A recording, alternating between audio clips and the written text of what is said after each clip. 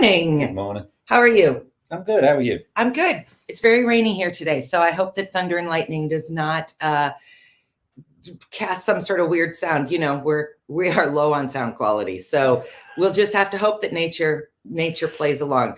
I'm excited for today's conversation. Me too. It's a brand new person to us. I think we told you that we've hired someone to help us do some research to find new guests, and this is our second leap into that world. So let's just bring John Sheldon on from Beyond Belief Sobriety and get right to the conversation. Good morning, John. Good morning, John. Good morning. Good to see you. It looks like you're in a super monster metropolis, but that is not your actual background. No, this is a screen that I use, but I'm actually in Kansas City, Missouri, and that's New York City behind me. Yes, it is. And you would have quite an incredible job if that were your everyday view. Yeah, this would be great. I doubt if we would be talking to you on our podcast if that were your actual view, John. Well, it's really great to meet you. We connected just a little bit earlier, so I know a few things about you, but your journey is fascinating. Your podcast journey is particularly fascinating to us in light of the fact that we are, trying to get to that same place. So I'm curious to start with a conversation that we were having right before you got on. Mm-hmm. Because let's do this. Rather than me tell you what your format and premise is, why don't you tell our audience kind of what the purpose of your podcast and videos are? Okay. So basically, Beyond Belief Sobriety is a podcast that's for people who are seeking or have found a secular path to recovery from addictions of all kinds. I started it back in 2015, and at that time, we were more focused on secular people in AA, which is still the largest part of my audience. And then I kind of branched out over the years to look at other addictions and other programs. And so that's what we kind of focus on, is just a secular path to addiction recovery. Which I thought you might be really fascinated in, because one of my favorite things that Maz talked about when he was in treatment and going to meetings every day was, I don't like the real religious ones. Right.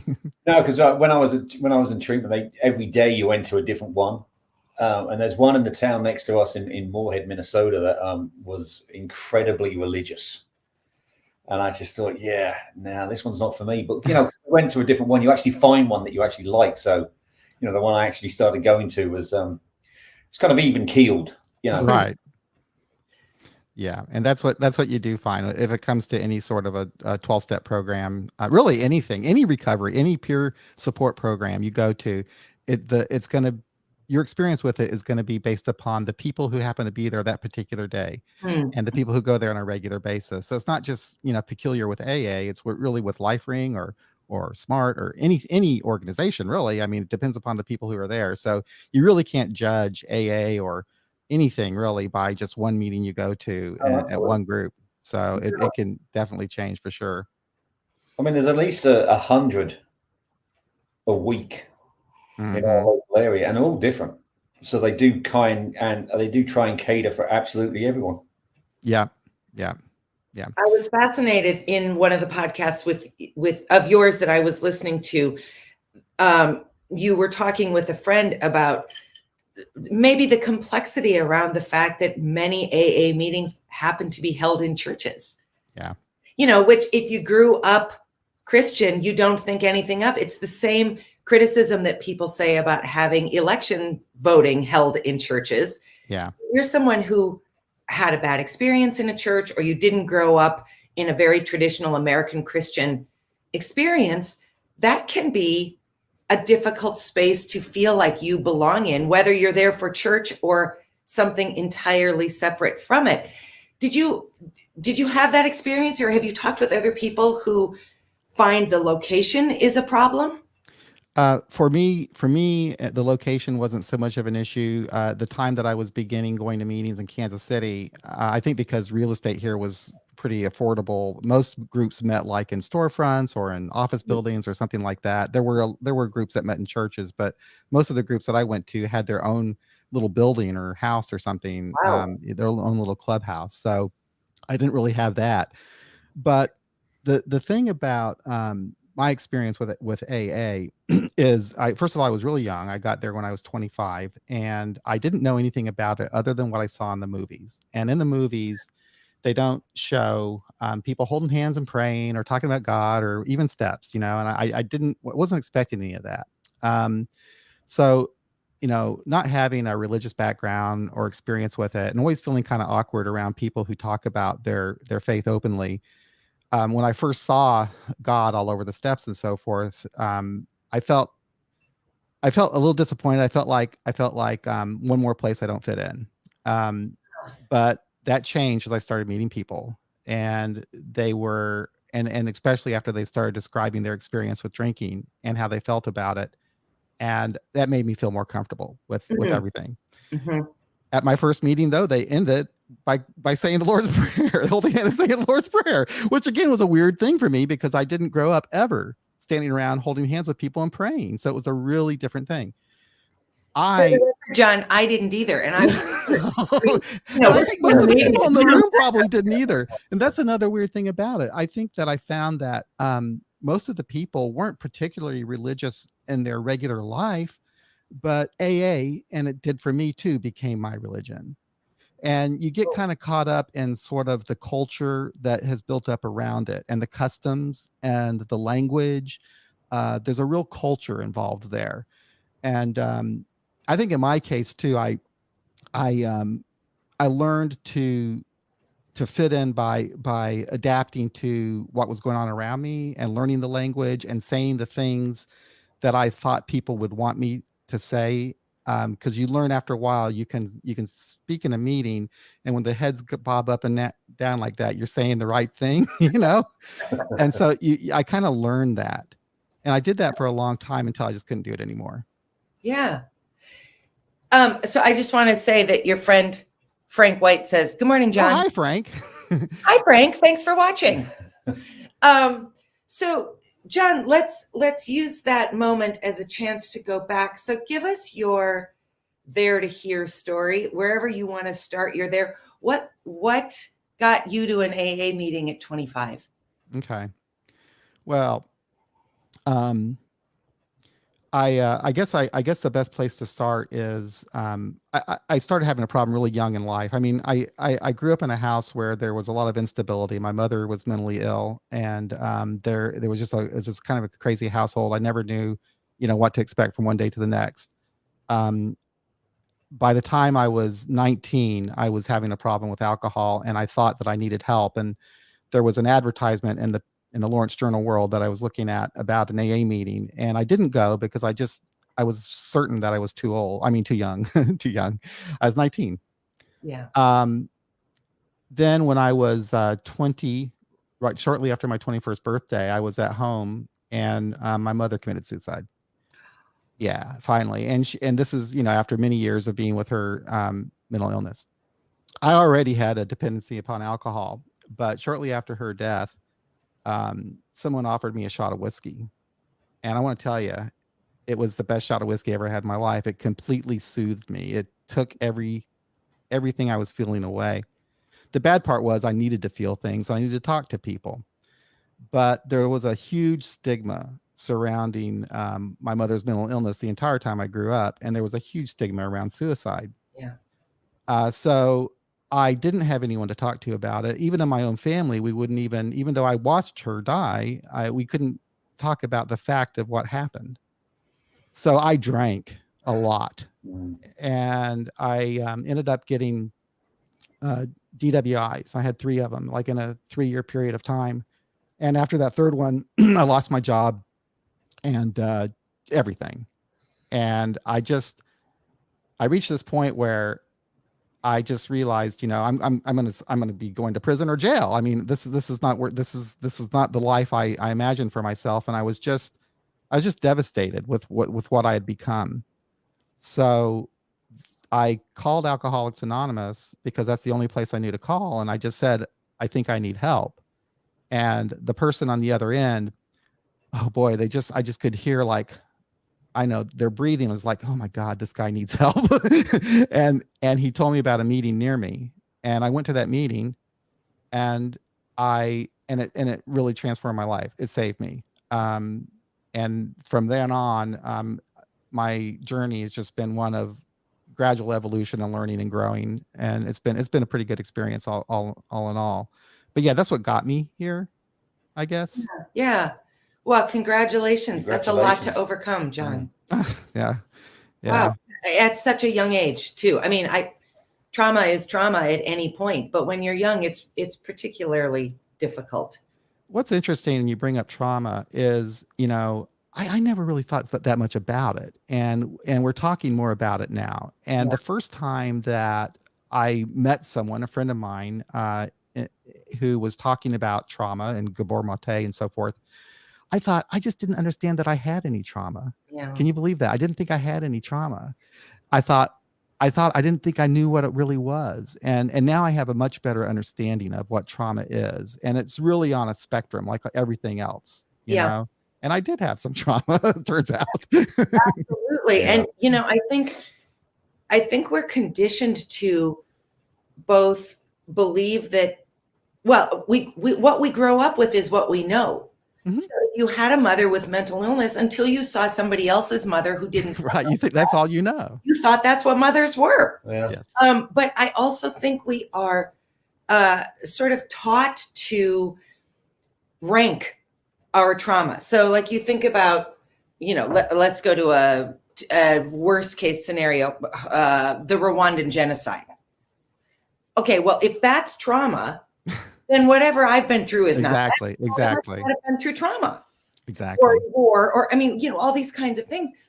But you're right, this spectrum of trauma. And if that's the worst thing you've lived through, that is your worst trauma. Yeah. It doesn't Right. have to be worse than somebody else's. It's your trauma. Right. And that has been really helpful for me as the spouse of someone, because there was no abuse. So Right. many things could have been so much worse. It's easy to say, well, it wasn't that bad at our house. That's true, but it was still bad. Right. Still hard, and I've still had to work to overcome it. Right. That's right. Yeah. Absolutely. Here we have a comment from my mother. So one mother to John, I find your story about your mother to be a real tribute to her in a convoluted way. She and her story may help and save someone or someone else. Your telling of the story is one that would invite people to inquire for help if they are in the same spot as you. I think your mother is proud of you. I am. That's very nice. I think that, honestly, she, her father committed suicide. Wow. So, I stopped that. I stopped that chain. Good for you. So yeah, I think about that. And yeah, if she were here, I think that she would be that, I could say, listen, this isn't happening in our family anymore. Yeah. Yeah. Well, yeah. What an amazing thing to just At least not this generation anyway. Well, and that's all you can control. That's all I can, right? Okay, so you have this podcast and you're talking to all of these interesting people. We don't really talk to other people very often who do what we're doing. So Mhm. what have been the values to you, valuable aspects of doing this work, having these conversations? Because you've been doing it a lot longer than we have. It's been incredible. I don't know if I don't know if I would be the person I am today if it were not for the experience I had with this podcast, and doing the things that I'm doing today. It's all been part of my recovery. It's the biggest part of my recovery actually now. In fact, the podcast started as a result of me trying to understand my recovery as an atheist, okay? Yeah. And connecting with other people online about that. And then there was a person who had this huge website that was geared towards agnostics and atheists and AA, and he was going to retire, and he suggested I do something to replace it. And that's when I started the podcast. So when I started this podcast, all the episodes were really me trying to understand my recovery in a secular way by listening to and talking to other people who were doing the same thing. So I had this real connection with people, and it was it was incredible for me to be able to speak with somebody overseas who had the same experiences as me, the same thoughts as me. But then again, I was able to meet people with different views that might have challenged mine, that I hadn't thought about before, that I was all maybe even afraid of, even considering, that helped me grow too. But I started. I was really fortunate that the podcast had a ready-made audience for me from this guy who had the website. He gave me all of his people, and so I had a ready-made audience. So I always had people that were listening, and I always had people that would write to me about an episode or something. So I've always had an audience and a connection with them, and that has been a big, huge benefit. But yeah, being able to speak with people from around the world, and then I got to interview authors, and Mm.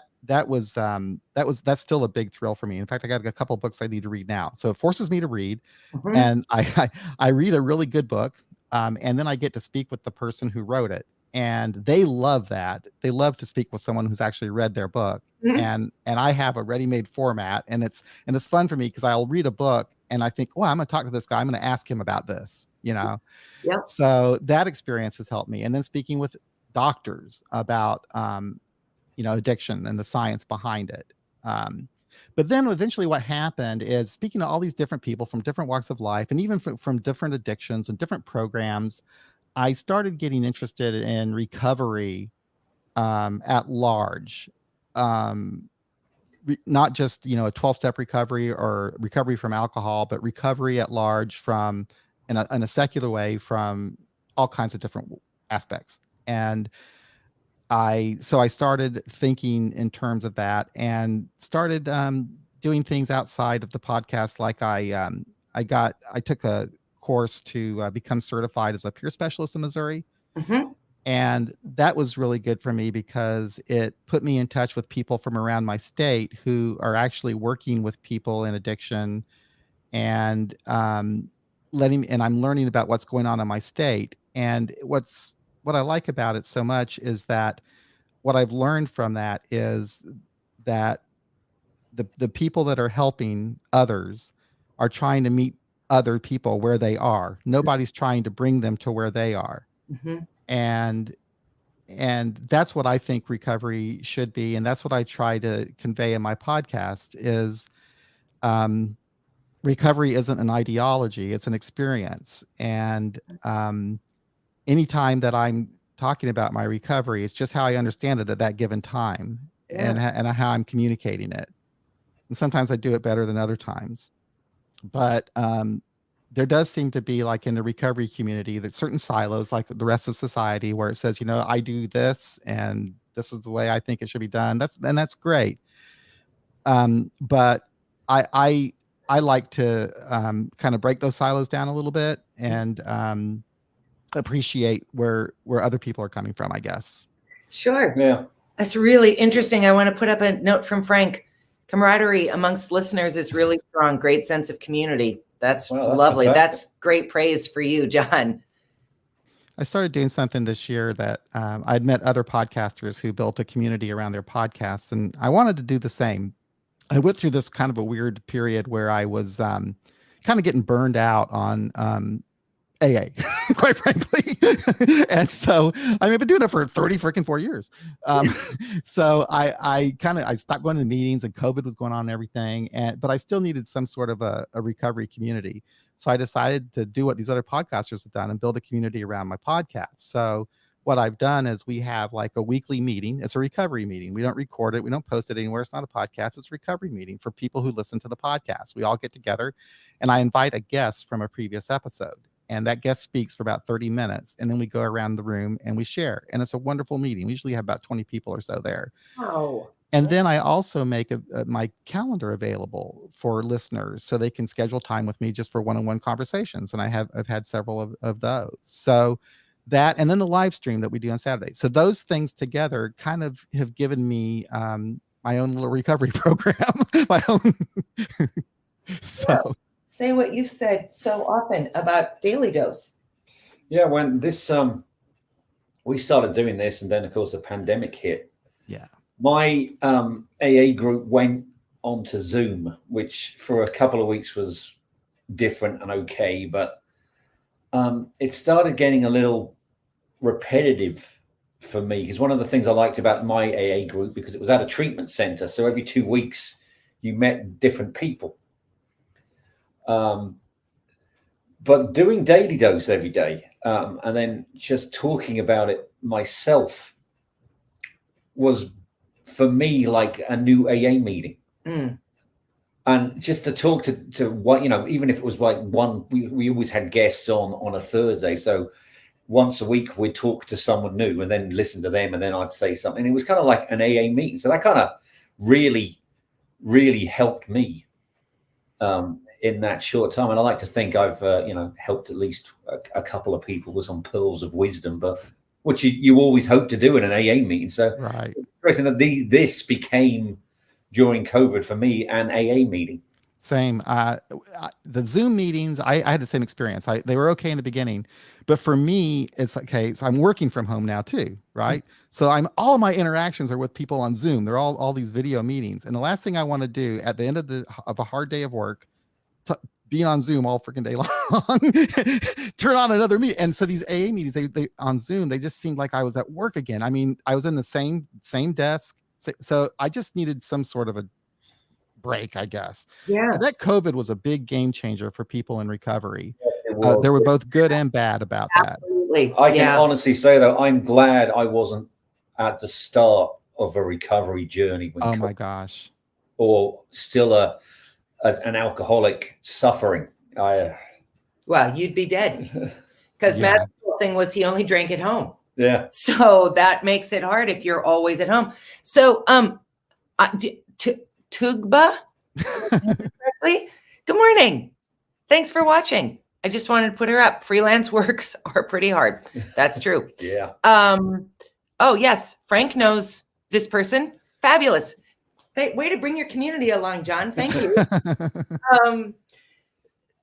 So I just want to go back to that point, because I knew nothing about AA except what you knew. I knew about alcoholism from the movies. Right. So I had a very square, narrow view of what alcoholism was, which is why I think we struggled for so long to kind of even identify what was going on with Maz. And then once we figured that piece out, then I kind of had a really, really minimal sense of what AA was, but I've never been to a meeting. He doesn't go to open meetings, so I had never been to one.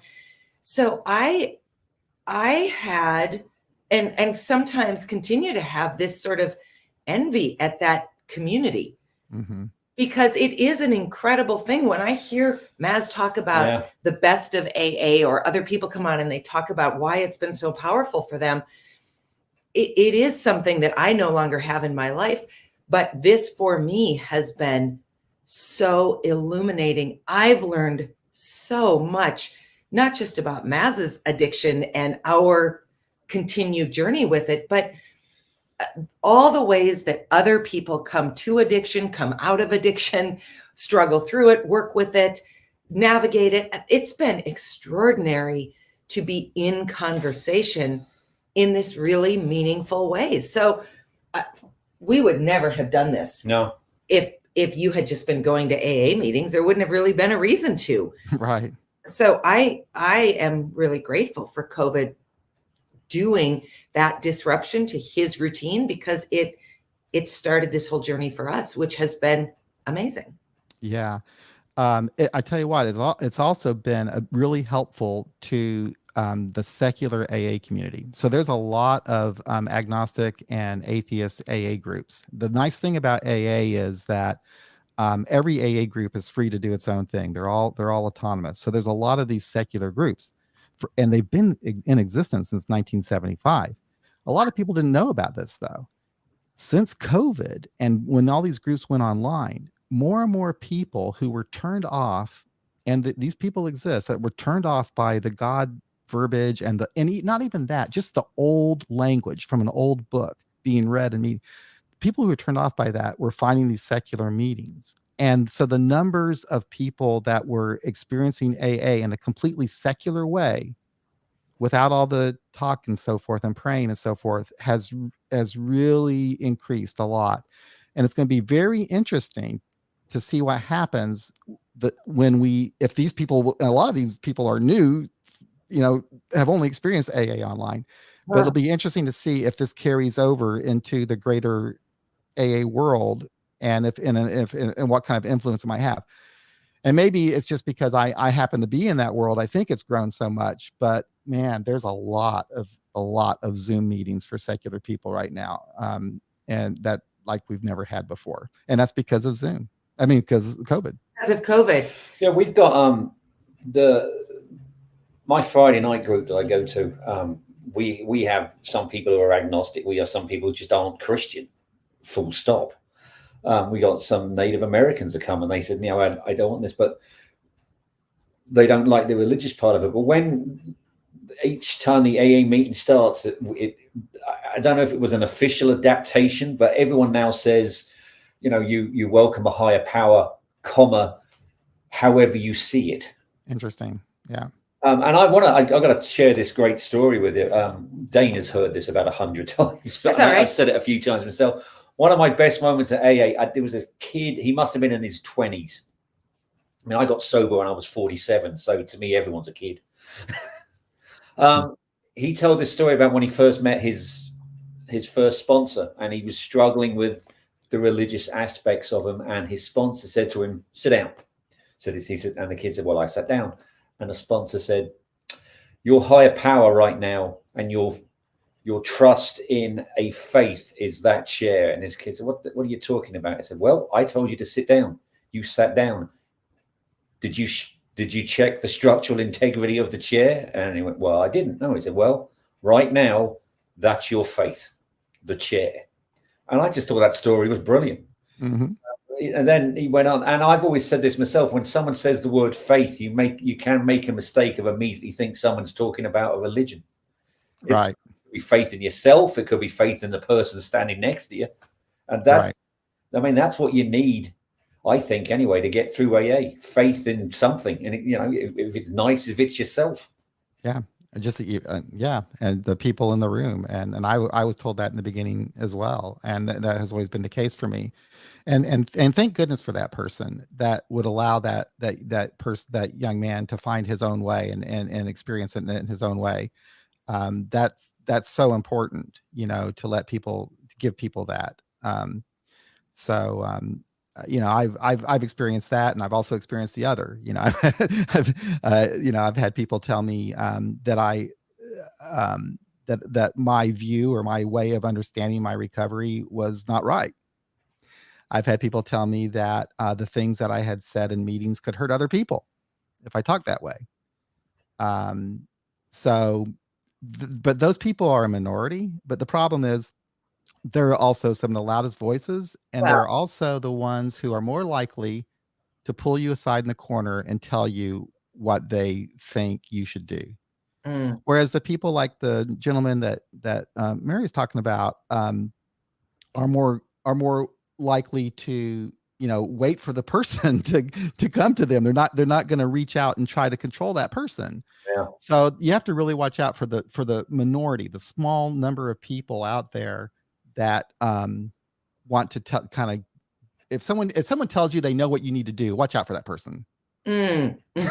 Yeah, that's pretty good advice just for life. That is. Yes, it really is. It really is advice for life. Yeah. I mean, if you look at the promises, only one of them is about not drinking. Right.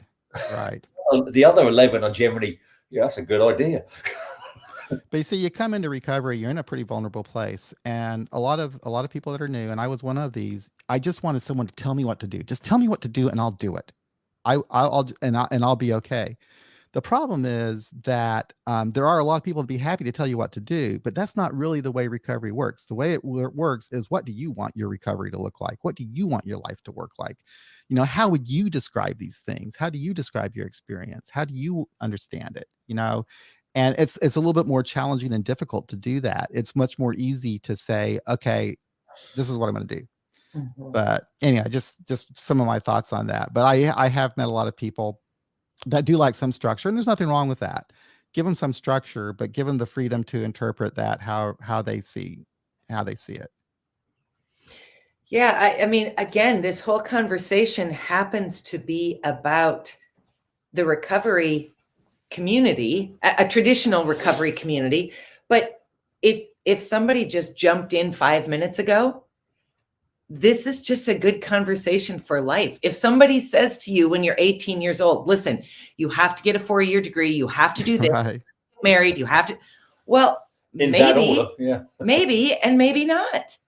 And Yeah. maybe you need to figure out your own path because it's your path.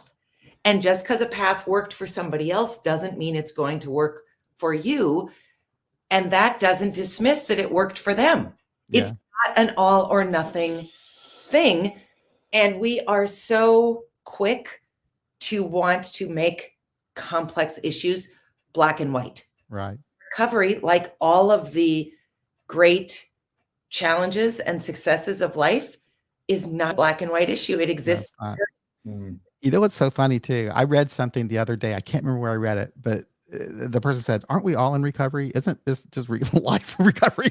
Being alive, being in recovery." I mean, and even we were talking about trauma earlier. Everybody has experienced trauma, even if it, I think Gabor Mate, they were describing trauma could just be that your parents not coming to you quick enough when you're crying as a baby. Absolutely. Things like that. So we all have experienced trauma. We all have things that we're dealing with in life. So in a way that we all, and if you think about recovery as a process of change and growing and trying to be the best that you can be, the best life that you can live, which Yep. I think of recovery being healthy and well. And I mean, that's what we do in life. So we're kind of fortunate that people, those of us who have had addiction issues, to have this ready-made community that help us with that. That's what I mean. Yeah. I We're fortunate in that sense. find the community. Yeah, that's not the way. Yeah, but I actually got called out on our own show by someone who was spot on. I think it was a she, actually. I'm gonna go with this. She pointed out to me, I actually said, like, my rock bottom wasn't as bad as other people's, and she went, "Oh no, you rock bottom. Doesn't matter how deep it is. That was your rock bottom." And to me, that goes back to what you said about different traumas and levels of trauma. Yeah. Right. You don't fall a set distance to need to reevaluate and stand up again. Yeah. Fall. And it's really refreshing now to see that there's a whole new generation of people that are just sober curious, that aren't waiting for things to get really terrible, that they understand that just drinking by itself is maybe not a healthy way to live for them. And I'm optimistic about that. It feels good that, maybe there won't be such a stigma to addiction, or drinking just be normalized as something that we have to do in society.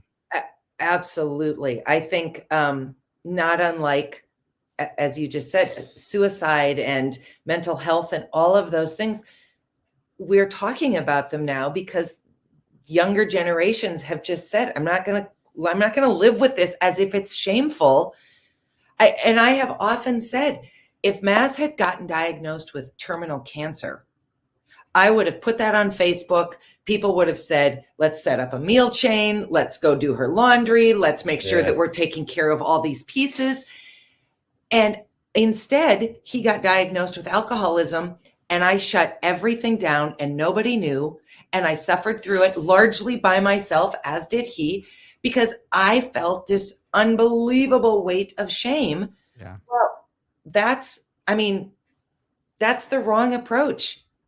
It's the wrong approach to take. I remember calling HR where he works and saying, is he going to lose his job? And them saying to me, well, no, because the union classifies it as a disease. Yeah. And that was the first time I had ever heard it said like that. And I would never have called HR and asked if he was going to lose his job. Cancer. Yeah. Never. Yeah.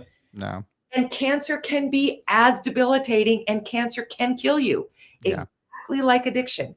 Yeah. So we just have to keep pushing our definition of what it means to struggle with addiction. Right. To. Yeah. And I'm in a really fortunate place in my life right now where I can be open and about it, publicly. And I think that those of us who are in that position, you know, it's a great service to be able to do that. It does help break down the stigma quite a bit. There are other areas of my life I really need to do that. You know, I'm not so open about my addiction at work, but if somebody were to find out about it, I'd be fine. But I Yeah. could probably do more outreach just in the workforce. Just let them know, you know, listen, you know, guys, you know, there is a recovery community out there. So, you know, just to Absolutely. inform them. But anyway, yeah, it's nice to be at. When I was first starting out, you know, I really needed that. I really need that privacy. I really need to be protected. I was afraid of, you know, what people might think, or would they hire me? You know? Yeah. You know, it's not unlike sort of the fear before it became illegal of telling someone you were pregnant. Right. Right. I mean, there are just some things that are life events that we're getting better at managing as life events, as Yeah. opposed to, well, now you go into this other category and the category is only bad. Yeah.